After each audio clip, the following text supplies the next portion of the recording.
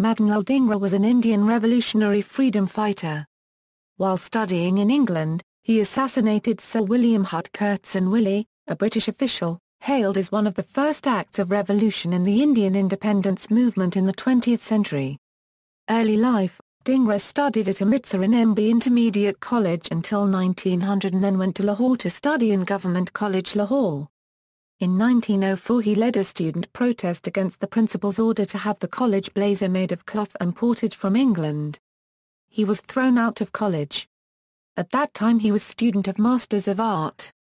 He was under the influence of nationalist movement of Swadeshi. He deeply studied the literature concerning the cause of Indian poverty and famines. As solution to these problems, Swaraj and Swadeshi became key issues.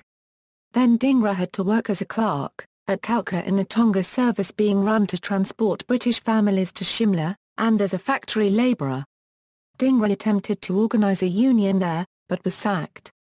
He worked for some time in Mumbai, before acting upon the advice of his elder brother Dr. Bihari Lal and going to England for higher studies. In 1906, Madan Lal departed for England to enrol at University College, London, to study mechanical engineering. He was supported by his elder brother and some nationalist activists in England. With Savarkar, Dhingra came into contact with noted Indian independence and political activists Vinayak Damodar Savarkar and Shyamji Krishna Varma, who were impressed by Dhingra's perseverance and intense patriotism, which turned his focus to the freedom struggle. Savarkar believed in revolution by any means, and supposedly gave Dhingra arms training, apart from membership in a secretive society, the Abhayan of Bharat Mandal. He was also a member of India House, the base for Indian student political activity. During this period, Savarkar, Dhingra and other student activists were enraged by the execution of freedom fighters such as Khudiram Bose, Kanhai Lal Dutt, Satinder Pal and Pandit Kanchi Ram in India. It is this event that is attributed by many historians as having led Savarkar and Dhingra to exact direct revenge upon the British. Curzon Wyllie's assassination: on the evening of July 1, 1909, a large number of Indians and Englishmen had gathered to attend the annual day function of the Indian National Association. When Curzon Wyllie, political aide-de-camp to the Secretary of State for India, entered the hall with his wife, Dhingra fired 5 shots right at his face, 4 of which hit their target. Courrzon Lakaka, a Pasi doctor who tried to save Sir Curzon, died of Madan Lal's 6th and 7th bullets, which the latter fired because Lakaka caught hold of him. Later he stood without regretting for his action and was caught by the police. Trial: Dhingra was tried in the Old Bailey on July 23. He stated that he did not regret killing of Curzon Wyllie as he had played his part in order to set India free from the inhuman British rule. Also, that he had not intended to kill Courrzon Lakaka. He was sentenced to death. After the judge announced his verdict, Dhingra is said to have stated, "I am proud to have the honor of laying down my life for my country. But remember, we shall have our time in the days to come." Dhingra was hanged on August 17, 1909. Madan Lal also made a further statement which is rarely mentioned. Statement of Dhingra in the court. Dhingra had given the following statement before the court. "I do not want to say anything in defense of myself, but simply to prove the justice of my deed. As for myself, no English law court has got any authority to arrest and detain me in prison, or pass sentence of death on me. That is the reason I did not have any counsel to defend me. And I maintain that if it is patriotic in an Englishman to fight against the Germans if they were to occupy this country, it is much more justifiable and patriotic in my case to fight against the English. I hold the English people responsible for the murder of 80 millions of Indian people in the last 50 years, and they are also responsible for taking away a 100 currency, 000, every year from India to this country. I also hold them responsible for the hanging and deportation of my patriotic countrymen, who did just the same as the English people here are advising their countrymen to do.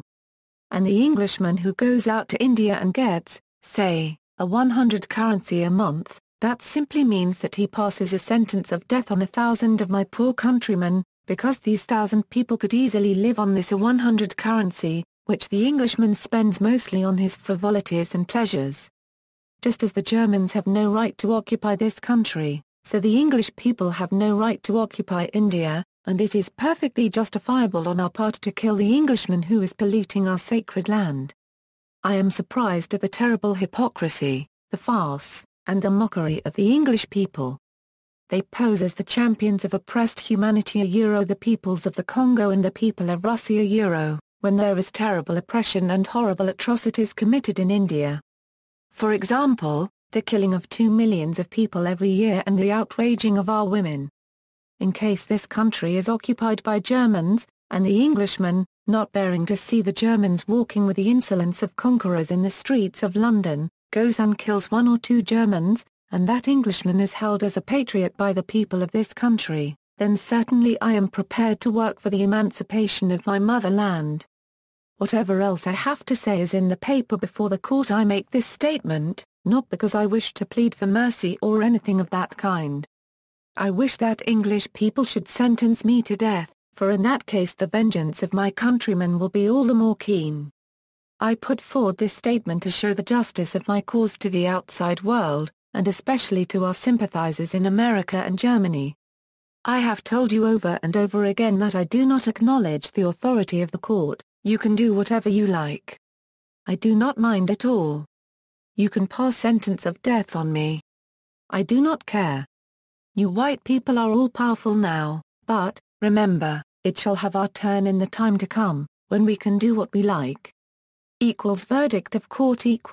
While he was being removed from the court, he said to the Chief Justice, "Thank you, my lord.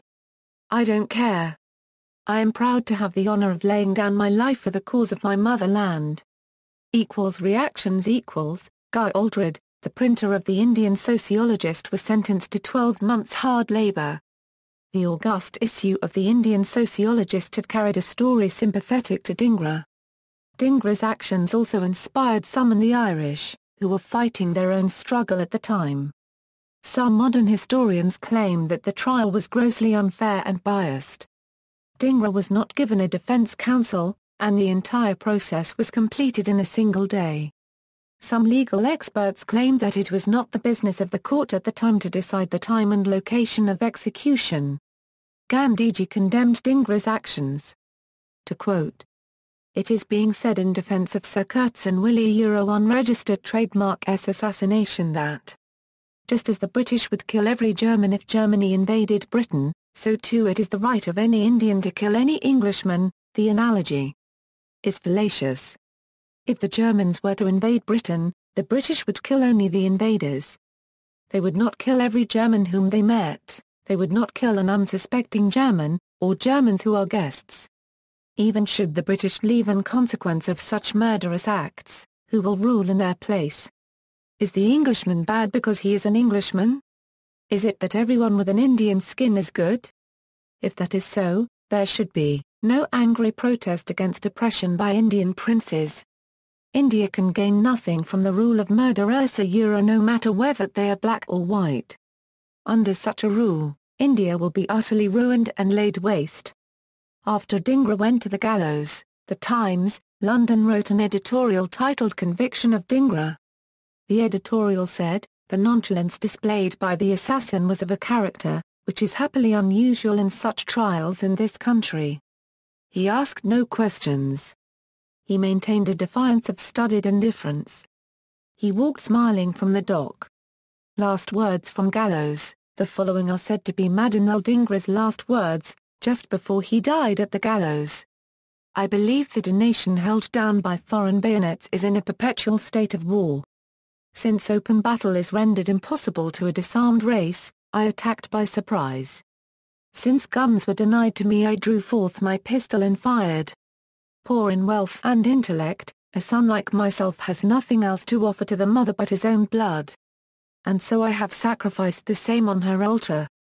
The only lesson required in India at present is to learn how to die, and the only way to teach it is by dying ourselves.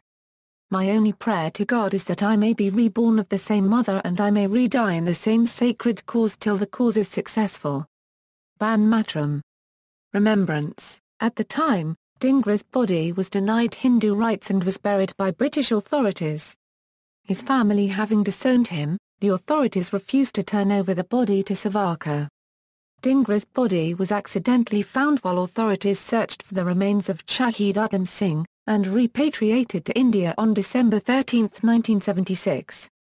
His remains are kept in one of the main squares of Akola city in Maharashtra, India, which has been named after him.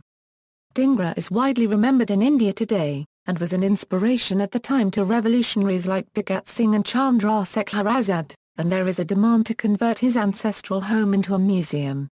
See also, Vinayak Damodar Savarkar, India House. References. Further reading, Lawrence, John.